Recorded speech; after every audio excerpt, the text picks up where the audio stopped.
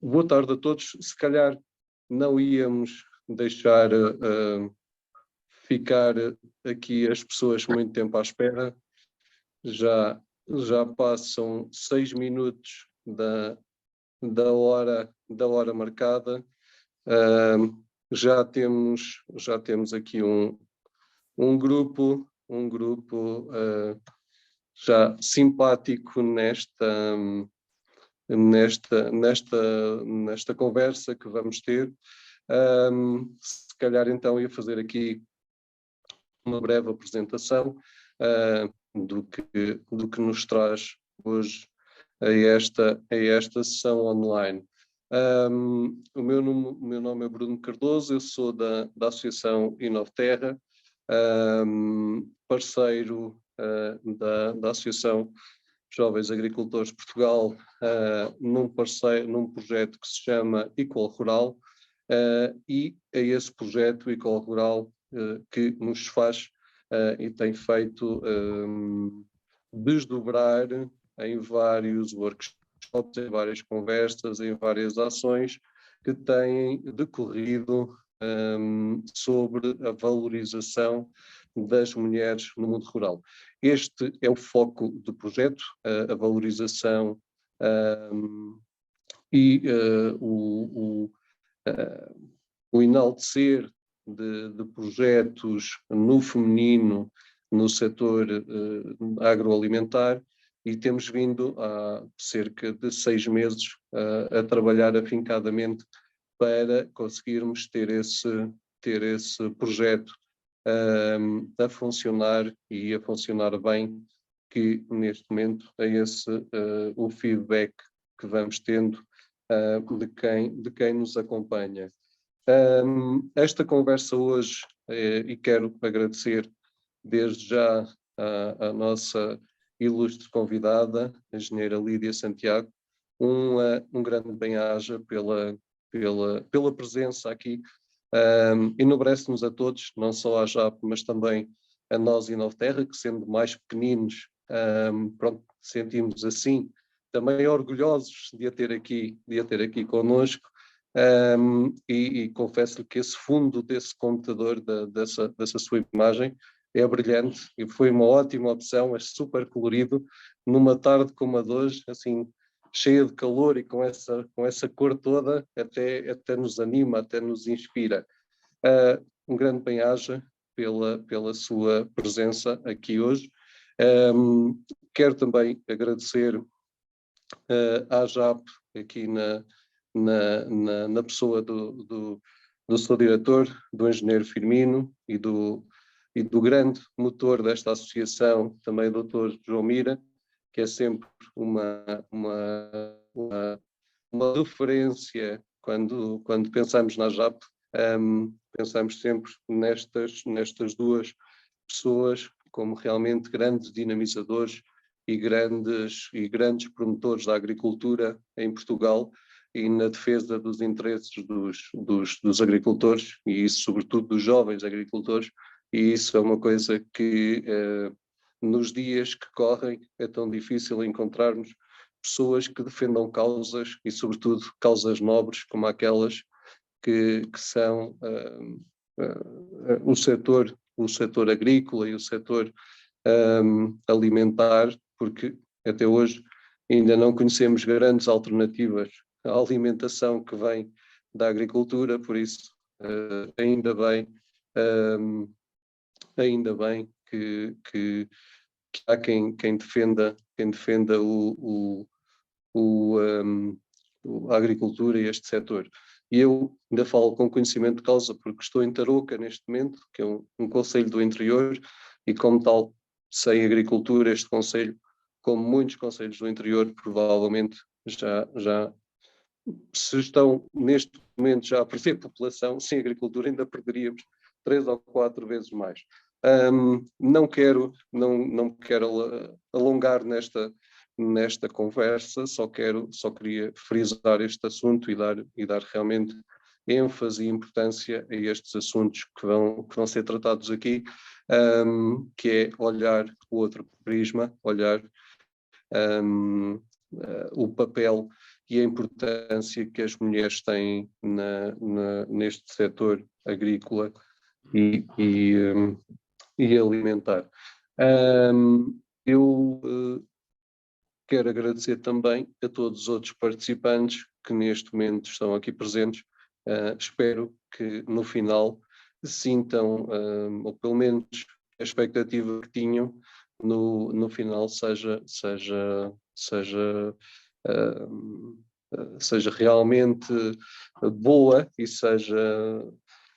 acabe por ser uma expectativa que depois vai corresponder a uma satisfação. Por isso, desejo-vos a todos uma boa conversa, um bom workshop e, mais uma vez, obrigado a todos e, em nome da Inoterra, um bom workshop. Eu fico aqui, eu não vou embora. Engenheiro Firmino, se quiser, as ordens são todas suas. Sim. Obrigado, Bruno, mais uma vez num seminário desta natureza, desta parceria, deste projeto em parceria, a valorizar as mulheres nos territórios rurais e as mulheres no campo e as mulheres ligadas ao setor, não só da produção, mas também da transformação, da comercialização, porque é toda uma cadeia e hoje, se não olharmos atentamente aos elos todos desta cadeia, pensamos que estamos a ganhar num lado, podemos estar a perder no outro, porque há vários fatores aqui a interferir. Agradeço também à senhora engenheira Lídia Santiago, uma pessoa muito dinâmica, uma mulher que atravessa várias áreas da esfera da economia, de diferentes atividades, mas também o agro, também a transformação, e é uma profunda conhecedora da nossa realidade, do país e muito para além dele. E a primeira questão que eu gostava de lançar é uma questão, tal como eu, já atravessamos várias décadas desta evolução do país, ou falta dela, mas esperemos que possamos olhar com algum otimismo, embora nem tudo corra como nós desejamos, obviamente, mas gostava de lhe perguntar como é que se sentiu, como é que sente, como é que, olhando para trás e olhando para o futuro, posiciona as mulheres neste setor, posiciona as mulheres ao longo dos vários anos, ao longo das várias alterações que fomos tendo, de quadros comunitários até na União Europeia, de posicionamento da agricultura portuguesa. Como é que você vê a mulher, a evolução da mulher no setor, não só na parte produtiva, também da transformação e também da comercialização, e se alguns destes três elos, digamos assim, ela tem um peso ainda maior, onde é que está mais bem posicionada ou menos bem posicionada pela experiência que tem. Esta era a primeira questão que eu gostava de fazer e vamos ouvi-la atentamente, obviamente. E obrigado mais uma vez por aceitar o nosso desafio. Boa tarde ao Bruno Cardoso, ao Dr. João Mira, aqui ao meu colega engenheiro Firmino Cordeiro, pelo convite, e na pessoa do engenheiro Firmino Cordeiro, cumprimento todas as pessoas presentes, que neste momento não sei quantos estarão, mas devem estar 20 e qualquer coisa pessoas, digo eu.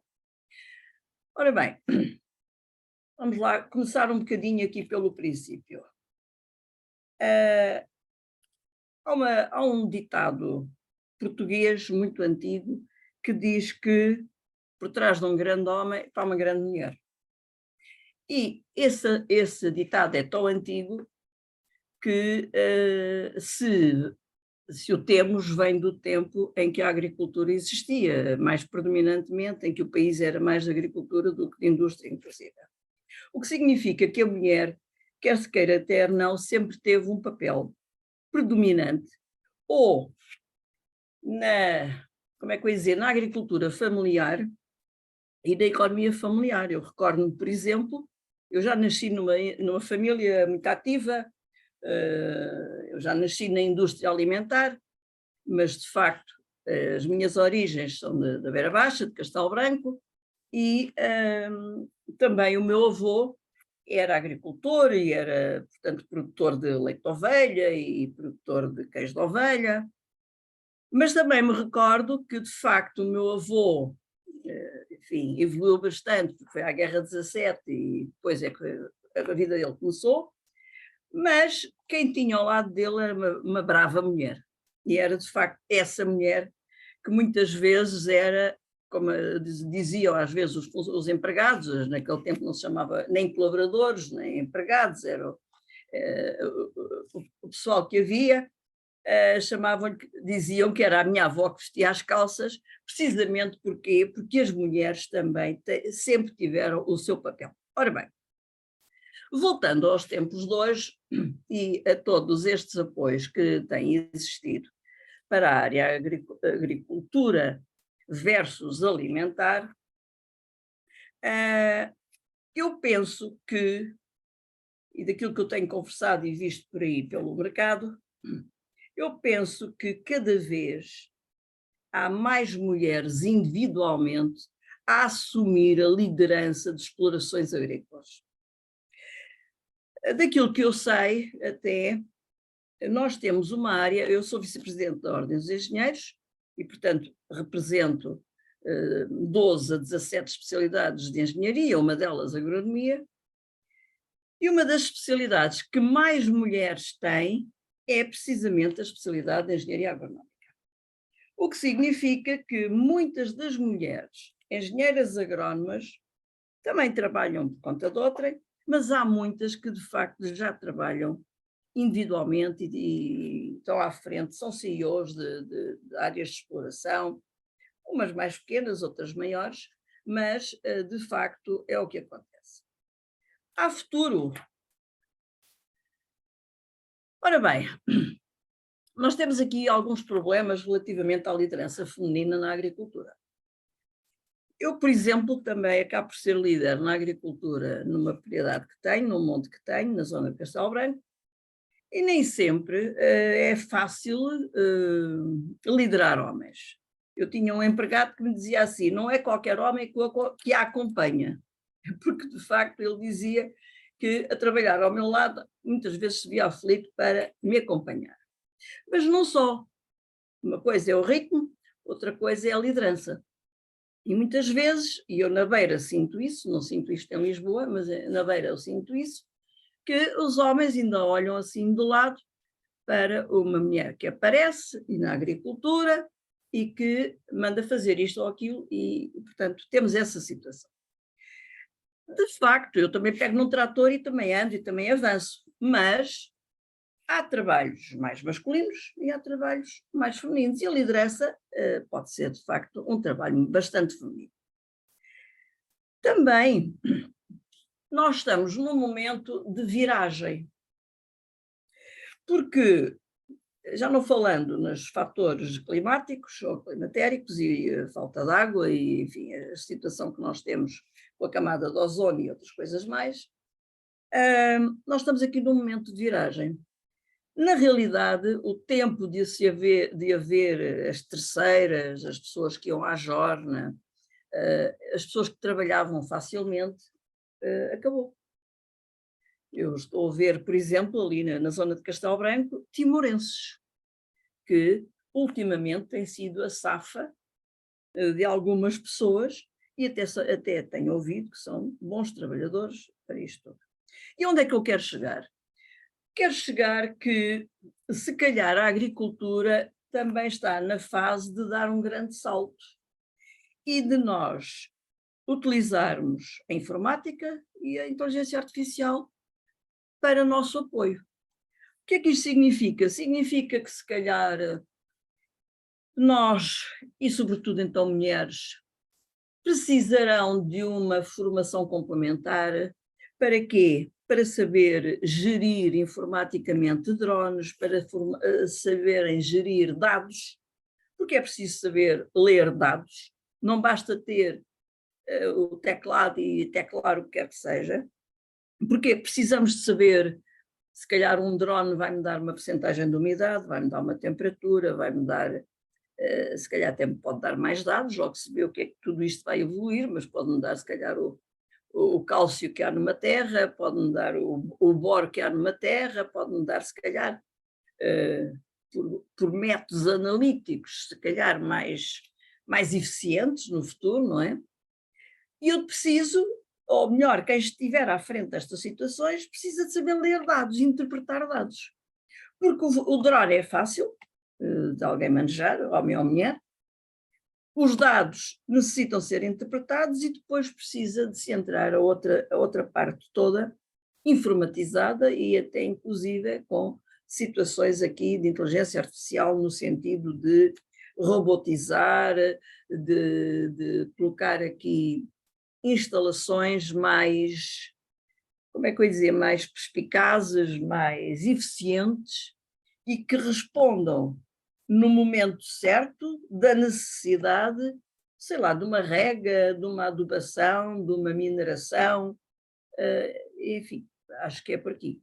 E neste aspecto, se calhar homens e mulheres, mas estamos a falar de mulheres, é necessário pensarmos rapidamente para formações complementares, e eu penso que a União Europeia deu algumas ferramentas durante 2020 e deu verbas durante 2020 para que as mulheres rapidamente se atualizassem e acompanhassem a evolução digital, a evolução informática.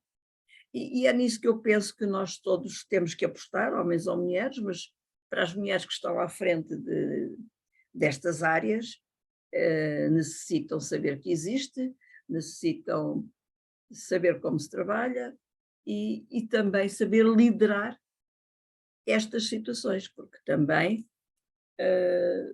a minha avó dizia que só sabe mandar quem fez, quem trabalhou. Portanto, no fundo, acabamos por estar na mesma coisa, as pessoas terão que ter formação, terão que experimentar, aprender, saber, para depois saber, de facto, liderar. Não sei se respondi à questão. Eu devo dizer que para mim é muito fácil esta imagem que está de fundo, porque eu própria tenho o grupo das engenheiras nacionais, no LinkedIn, Engenheiras de Portugal, tenho um grupo de engenheiras luso-hispânicas, com mais de 500 engenheiras, e no próximo ano, em 2024, de 18 a 21 de novembro, vou receber cerca de 500 engenheiras lusas, portanto, Cabo Verde, Angola, Moçambique e Brasil, e depois toda a área da América Latina, desde Argentina, Chile, Cuba, México, Costa Rica, Honduras e por aí fora. Desviei aqui um bocadinho, não sei se respondi à primeira questão ou não, ou se fugi, mas eu cá estou para dar respostas que necessite.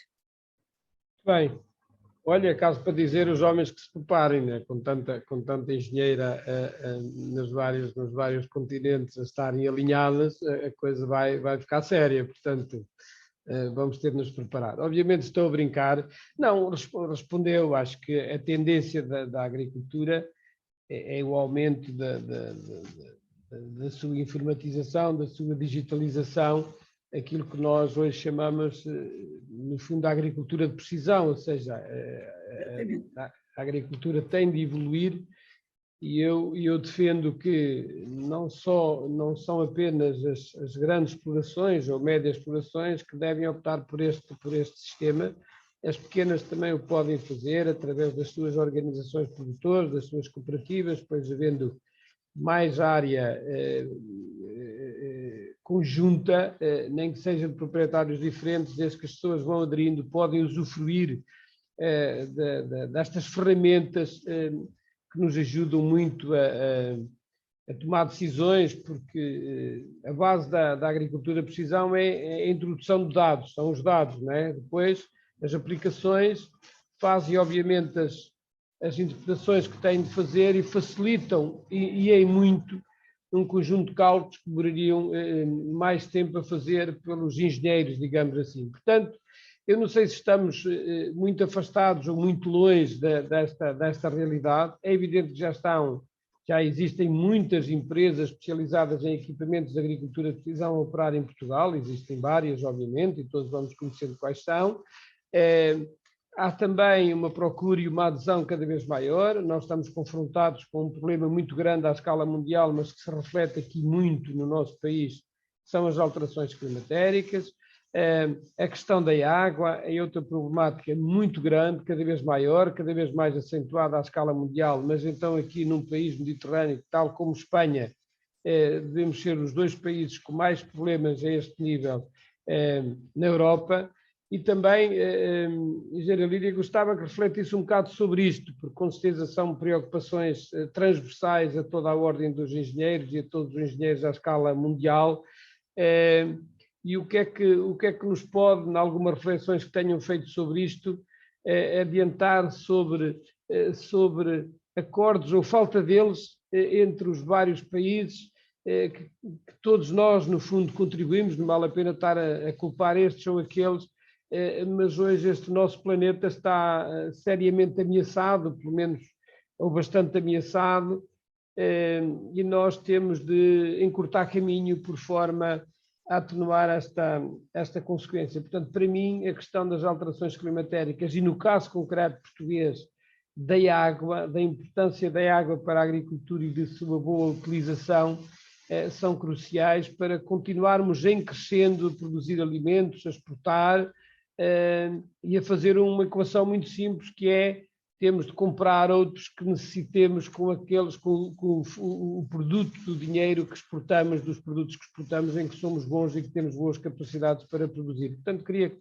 fizesse também uma reflexão sobre isto, que acho que é a reflexão do atual, digamos assim, a reflexão que todos temos de fazer, porque enchem-se algumas páginas de jornais e alguns programas de televisão acerca desta temática, e nós temos de ser objetivos muito mais do que alguns lirismos e alguns exageros que assistimos por parte, não direi de classes, mas pessoas que às vezes se baseiam em chavões do Google ou de outras mídias, digamos assim, para inflamar a opinião pública e por vezes políticos. Eu acho que temos de ter os pés bem assentos da terra, tendo bem presente a dimensão do problema e o que é que ele pode significar para a nossa agricultura, para o nosso país e, acima de tudo, para o planeta.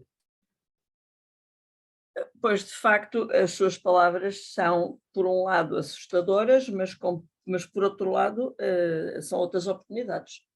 Sem dúvida alguma que o sul da Europa está a caminhar a passos largos para ser muito idêntico ao norte da África. E certamente o que nós nos temos que começar a preparar é precisamente para culturas que sejam mais para climas mediterrâneos e climas idênticos aos do norte da África do que culturas que exijam muita água. Sei lá, estou a pensar, por exemplo, em frutas de sequeiro, como sejam as tâmaras, como seja a própria amêndoa, não é? Já não digo o mesmo do abacate, o abacate requer muita água e, de facto, nós estamos a ver o que está a acontecer com a produção de abacate ou com as plantações de abacate no Algarve, com a falta de água que está a acontecer, não é? E, portanto, eu penso que nós temos que ser racionais e temos que virar a página também. Lá está, as notícias não são boas, mas podem ser oportunidades. Se calhar o pistácio, se calhar o amendoim, se calhar o cacau, porque não? O café, pelo menos em certas zonas, não digo que seja no Ribatejo ou que seja no Minho, mas toda esta parte sul da Europa e sobretudo a parte sul de Portugal, estou a falar no Algarve, estou a falar no Alentejo, digamos que até aqui à zona centro, até Castelo Branco, esta zona está a ser muito, muito afetada, muito fustigada, precisamente pela temperatura e pela falta de água. Eu estava aqui a pensar, por exemplo, se calhar estamos na hora de começar a pensar no amendoim, no cacau, naquelas frutas secas que o norte da África tem, as tâmaras, por exemplo, e deixar mais as plantações de regadio. É o que nós temos de ser realistas, deixar o regadio para cima, o milho, até, portanto, plantas de regadio, isto é, para cima. Agora, as frutas é um caso delicado, porque também sem calor também não há determinado tipo de frutas. Mas, relativamente à parte alimentar, eu penso que nós também vamos ter que implementar, e cada vez mais, uma produção condicionada, uma produção em estufas, em atmosferas mais facilitadoras e até com menos consumos de água, não é? E de corrente elétrica e tudo mais, porque isso tudo vai acusar na pegada carbónica, vai acusar na sustentabilidade e, portanto, vamos ter de pensar em formas, como é que eu ia dizer, mais sustentáveis de produzir alimentos, porque também temos que pensar noutra coisa que é, não há como produzir alimentos sem serem devidamente aditivados, isto é necessário sempre suplementos. E também temos de ter atenção à onda que apareceu de uma agricultura biológica muito, muito extremista, porque corremos outro risco, que é depois termos de importar alimentos carregados de pesticidas e de outras coisas mais, ou da Índia ou da China, e aí afetar a nossa saúde, porque sem dúvida alguma que a nossa saúde depende daquilo que comemos, isso ninguém tem dúvidas. Mas teremos que fazer aqui algumas adaptações, se calhar a Zona Sul, com culturas muito mais próximas àquelas do Norte da África, e do centro para cima, outro tipo de culturas mais verdes, aproveitar. Outra coisa que nós temos é que aproveitar os terrenos que temos, e é uma coisa que não está a acontecer também, temos muitos terrenos baldios, não sei qual é, não sei a forma destes terrenos serem aproveitados, porque isto também há aqui a situação de gente para trabalhar, não é? As pessoas, por um lado, herdam pequenas propriedades, mas as propriedades não são rentáveis e, portanto, deixam-nas ao abandono, e temos os matos, e se calhar atrás dos matos, sei lá, podemos passar, por exemplo, para algum pastoril ou para alguma pastorícia, como, por exemplo, e já há exemplos felizes nesse caso, da cabra, que não é muito esquisita, entre aspas, não é? E que pode limpar matos. E que esses terrenos, as pessoas que os herdam e que não lhes fazem nada, se calhar, podem ter um pequeno rendimento se os arrendarem a quem precisa. Mas muitas vezes não é fácil, eu própria já arrendei terrenos e o arrendamento não dá dinheiro, e o outro lado também é mau, porque os terrenos ficam ao abandono e cheios de matos e com propensão para fogos. Portanto, não é uma equação linear, para quem gosta de matemática, não é uma equação simples de resolver. Não é de uma só incógnita, não é? É de facto um sistema de equações a várias incógnitas e não estamos a ver também, da parte política, capacidade para ir ao encontro de soluções destas situações. Porque não basta. E nós vemos isso, o Estado muitas vezes fica com determinados terrenos, mas muitas vezes esses terrenos ainda são os piores. São os que estão mais sujos, são os que estão mais abandonados. Portanto, não há uma política, e isto depois descambamos para outro caminho. No fundo, nós estamos com políticos sem visão e sem perspectiva de futuro.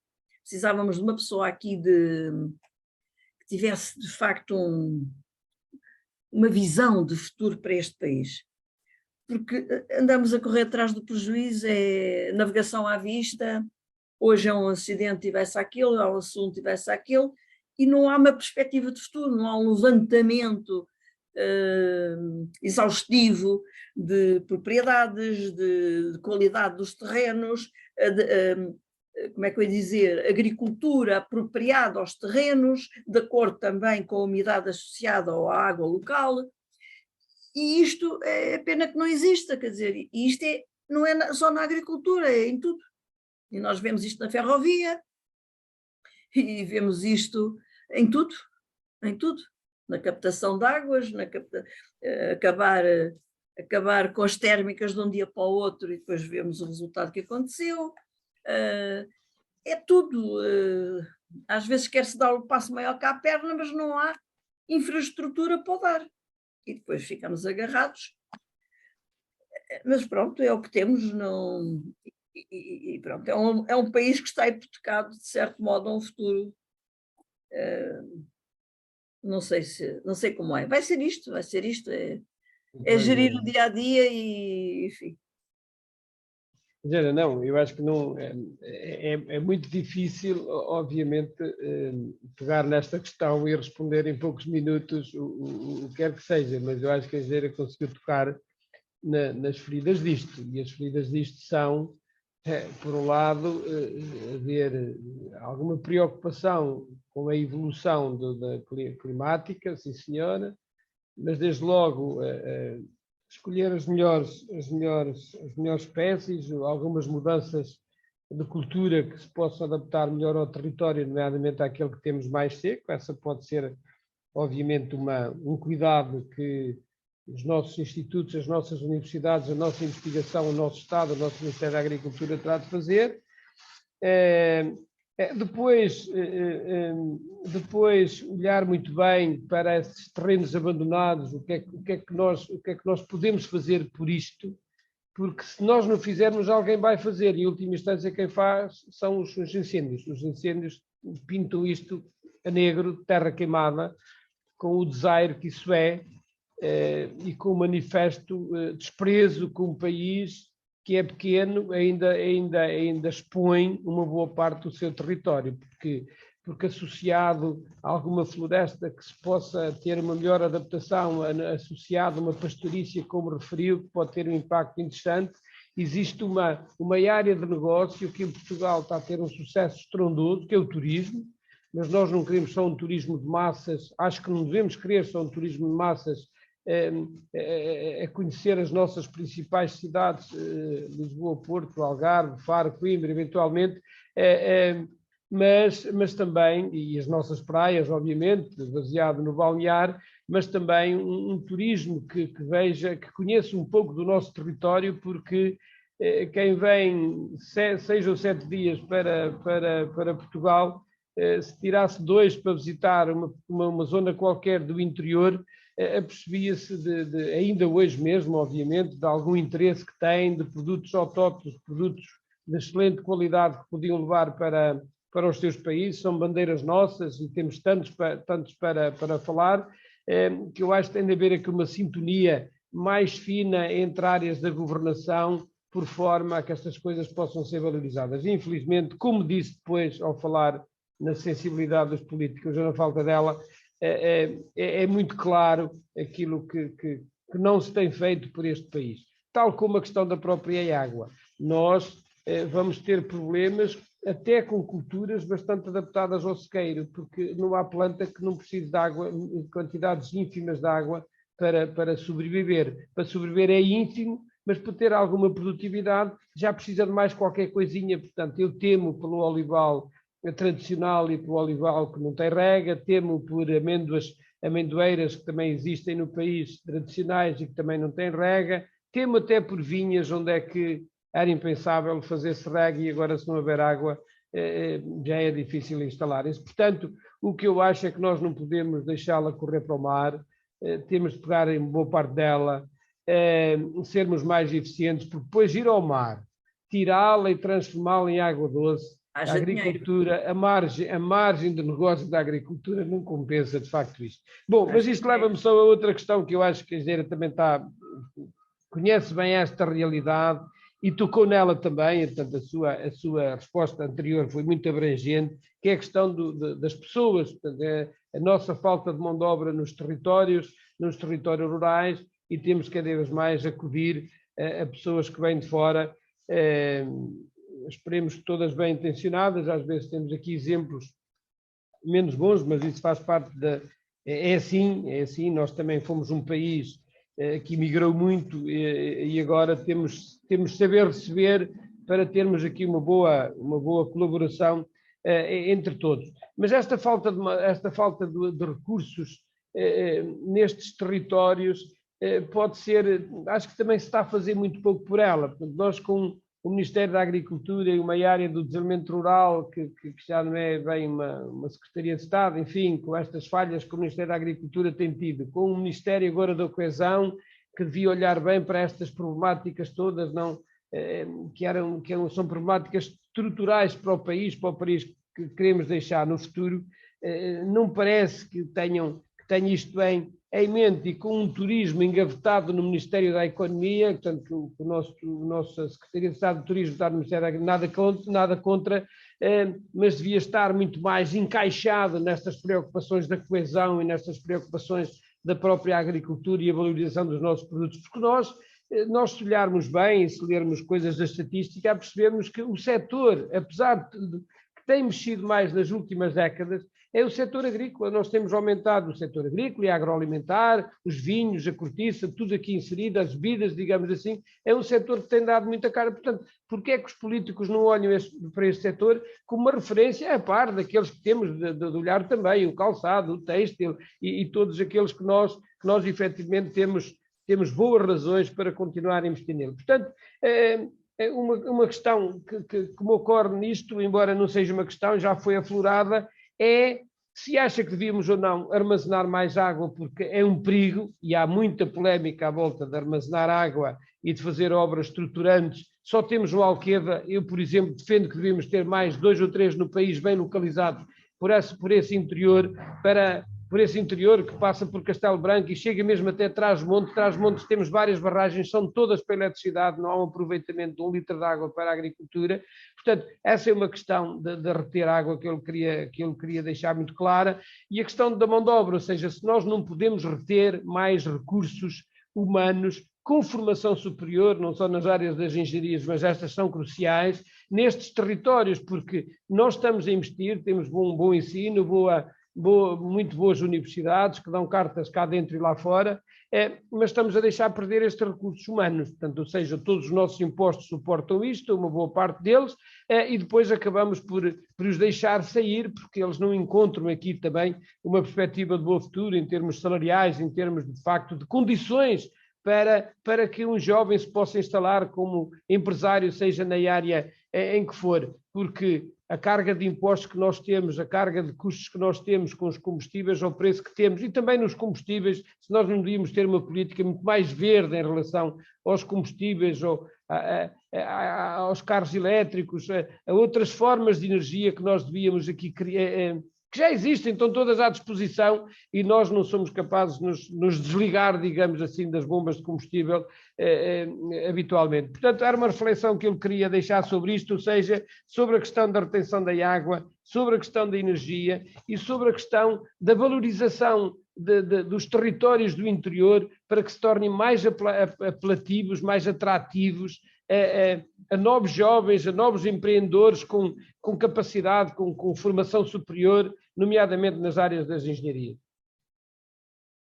Ora bem, isto é uma conversa que de facto não tem fim, porque nós os dois estaríamos o resto do dia a falar. Bem, houve uma política neste país e foi mulher que disse assim: eu precisava que durante 6 meses não houvesse democracia. Não é que, enfim... Eu sei de quem fala, foi uma maneira de falar, mas sei de quem fala. Pronto. Eu costumo dizer que nós vivemos na ditadura da democracia, porque tudo é válido, mas afinal é só o que eles querem, de certo modo. Ora bem, se calhar nós num ano, com a massa crítica que nós temos, isto é, com engenheiros agrónomos, com engenheiros florestais, com os agricultores em geral, nós num ano, num trabalho intensivo, o país não é tão grande assim que não se consiga fazer um rastreamento completo das aptidões agrícolas de cada região.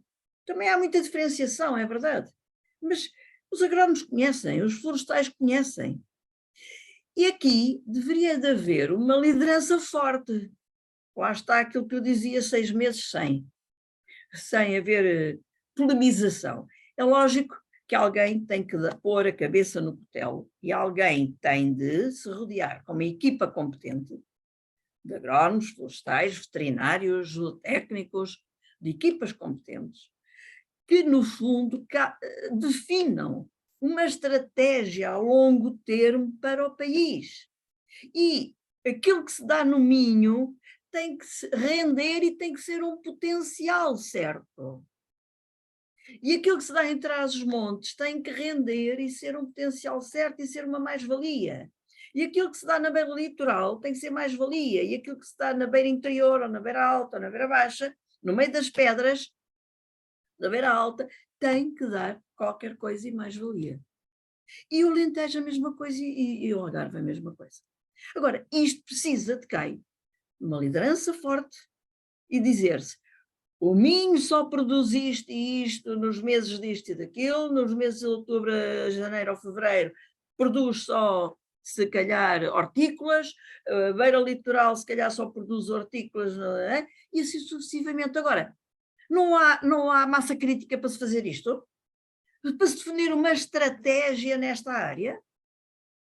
Agora, temos é que ter gente, primeiro, que queira fazer alguma coisa, porque estar lá só para dizer que tem uma linha de currículo que é não sei o quê, não vale a pena. É preciso querer fazer alguma coisa.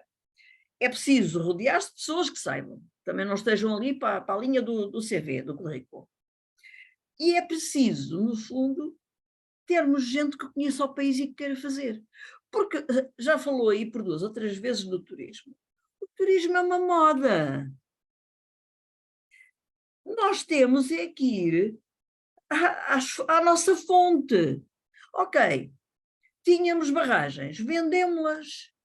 Tínhamos barragens para corrente elétrica, vendemos-las. Porquê que se venderam? Porquê que, lá voltamos ao mesmo, nós tínhamos as térmicas.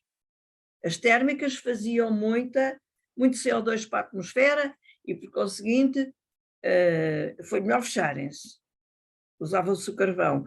Pois é, nós, enquanto pequenos agricultores, não podemos fazer queimadas, porque é um perigo, por um lado, para os fogos, por outro lado, porque vai aumentar a camada de ozono na atmosfera. Mas quando há fogos, a camada de ozono para a atmosfera aumenta brutalmente, e não é só no nosso país.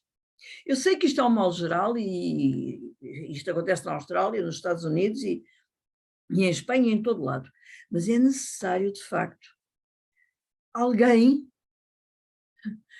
que venha para um cargo destes, que não seja por ser da cor partidária, mas que queira fazer alguma coisa para o país, seja um voluntário, que seja um amor à pátria, entre aspas.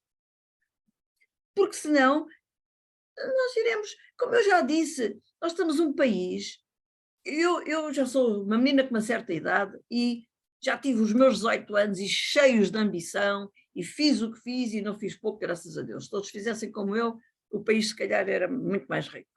Mas nós hoje vemos as pessoas sem ambição. Não há. Ou há ganância ou não há ambição. Há uns que têm muito mais do que ambição, têm ganância e explorar uns e enganar outros e etc. Mas a ambição dos jovens de quererem ser, de quererem ter, de quererem fazer, de irem à luta, de trabalharem num sítio e trabalharem noutro para poderem ser mais, isto foi-se. Também há outra situação. E isto também é um mal que Portugal atravessa, que não se verifica na Europa. É que alguém tem que estar a trabalhar 12 horas por dia. O que também está errado. O que é que está errado neste país? Continuamos a mesma, são as lideranças. Porque é que eu chego à Holanda ou chego a outro país qualquer, uma pessoa entra às 8 da manhã e às 3 da tarde, 3h30, o próprio chefe está a pôr a pessoa na rua. Não pode lá continuar mais. Acabou, não pode lá estar dentro. Se não fez, tivesse feito. Mais uma vez estamos errados internamente. Nós temos pessoas a trabalhar 12 horas por dia, e eu conheço porque tenho filhos também nessa situação, a ganharem uma miséria, e mais, a partir de 6 horas seguidas a trabalhar a sério, não dão rentabilidade. Então estão lá mais 6 horas a fazer o quê? Um país que não tem rentabilidade nenhuma. Os setores rentáveis quais são neste país? Em que é que nós temos? Em que é que nós somos competitivos com a Espanha, com a Dinamarca, com a Holanda, olha, com a Ucrânia? Vejam a Ucrânia no fim da guerra, como é que vai ser? Vai ser andar para a frente. E nós continuamos na fila, cá para trás. E porquê? Porque não há rentabilidade. As pessoas trabalham 12 horas, estouradas, cheias de pressões, cheias de blackouts, cheias de não sei de quê. Mas onde é que está a rentabilidade? Valia mais estarem lá 5 horas, mas que a rentabilidade existisse. É lógico, depois também os ordenados são o que são. Porquê? Porque não há competitividade no país. E não há competitividade porquê? Porque não há liderança. Eu venho sempre ao princípio.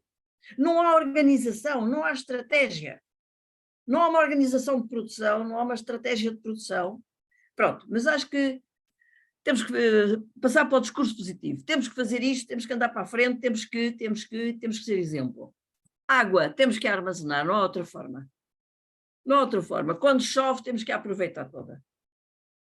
É tanques, é barragens, é silos, é o que se quiser, mas tem que ser aproveitada, não pode ir para o mar. E mais, vamos começar a dessalinizar a água. Isto custa dinheiro. Isto custa dinheiro. E depois bombá-la do sítio onde ela está para o sítio onde é precisa. Tudo isto custa dinheiro. Outro dia fui à estação elevatória da barragem lá do Alentejo, como é que ela se chama? Alqueva. Do Alqueva.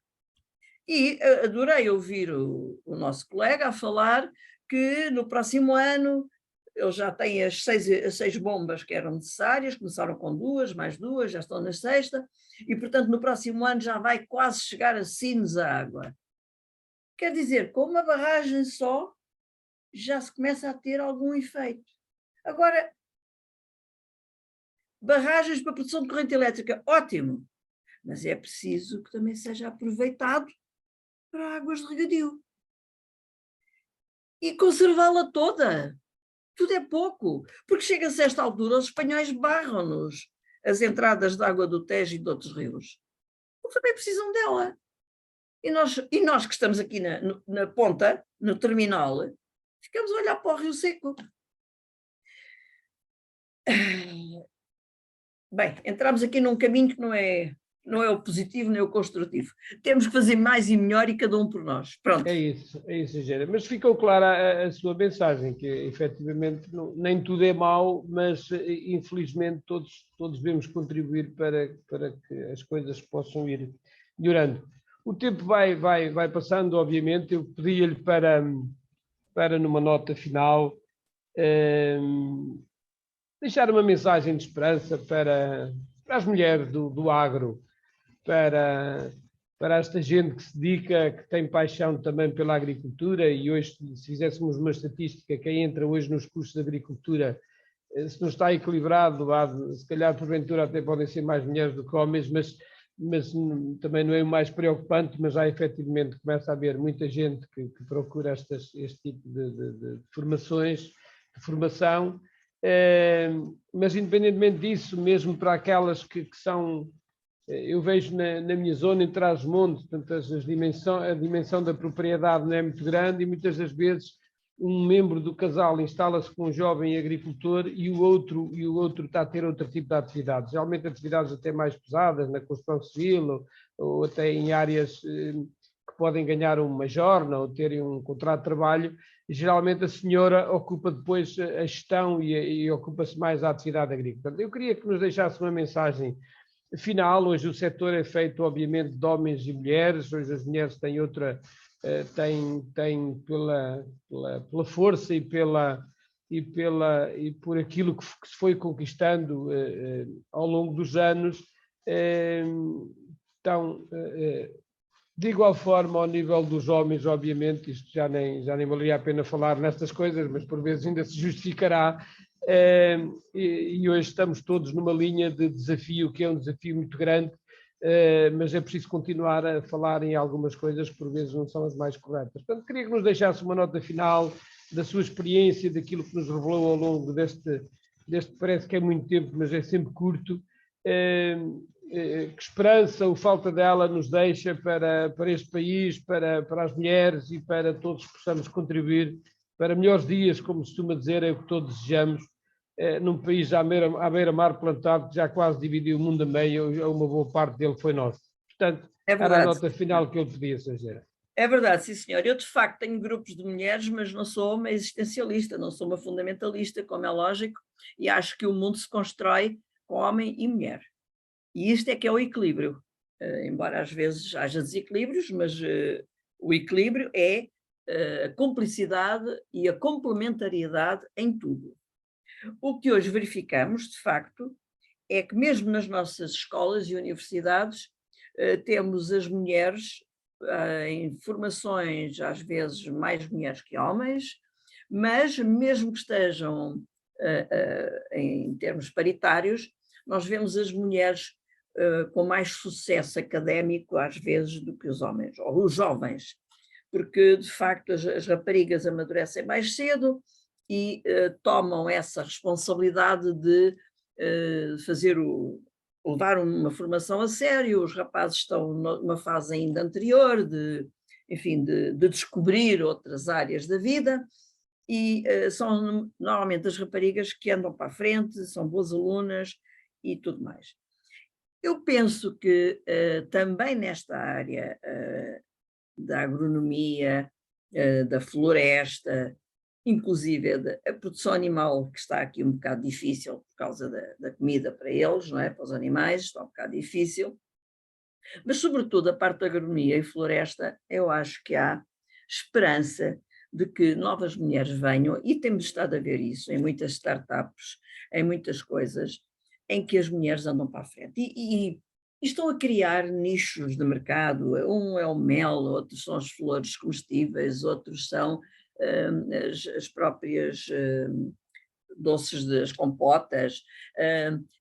Estão de facto a criar outras coisas. E há de facto nicho de mercado ainda por acabar ou por complementar, e há coisas pequeninas que se podem implementar.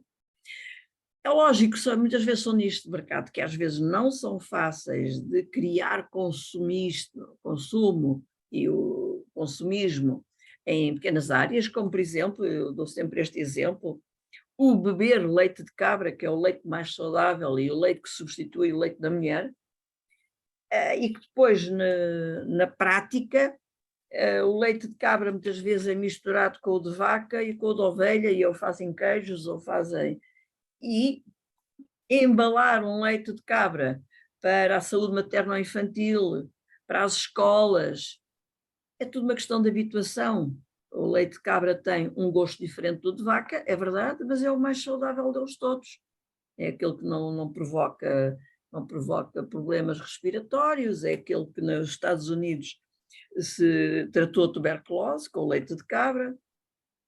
E nós não temos um embalamento, nem que seja de um frasquinho de 2,5 litros de leite, em Portugal, leite de cabra.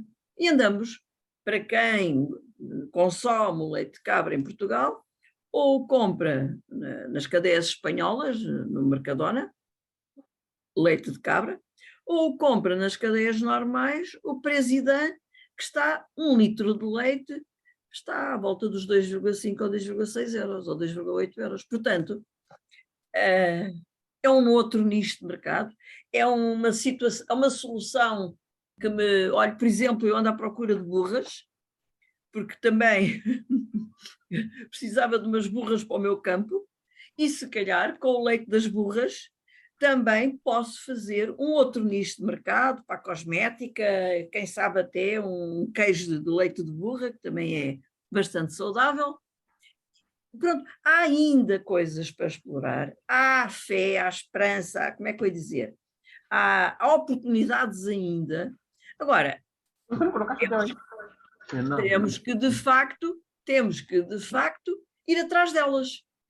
Nada vem pelo cano abaixo, nem pela chaminé abaixo, nem pela fechadura da porta dentro. Portanto, isto obriga-nos, de facto, a ir à procura. Acho que houve aqui um problema qualquer. Não, da minha parte, não sei, o Bruno e o João, se querem depois dar aqui fazer uma nota final. Mas eu acho que obrigado pela sua participação e pela sua colaboração. Acho que conseguimos construir aqui um diálogo mais do que perguntas e respostas, um diálogo à volta de temas tão presentes e tão É muito do abrangente, nosso dia, e tudo muito isto. abrangente também do nosso dia a dia. Portanto, obrigado, engenheira, mais uma vez pela sua Esta, disponibilidade, e agora passo então a palavra ao Bruno para proceder ao encerramento. esta conversa foi fantástica, foi empolgante, porque realmente ela retrata a realidade do que está a acontecer neste momento no país, e os desafios que falam são exatamente os desafios que quem vive todos os dias no mundo real sente esses desafios, porque realmente eles são completamente fiéis àquilo que acontece na realidade. Eu, por exemplo, aqui na Inovaterra, em Tarouca, e nós estamos numa aldeia, tenho um problema complicadíssimo que nos condiciona várias coisas, por exemplo, que é o facto de não termos fibra, por exemplo. Parece uma coisa hoje muito...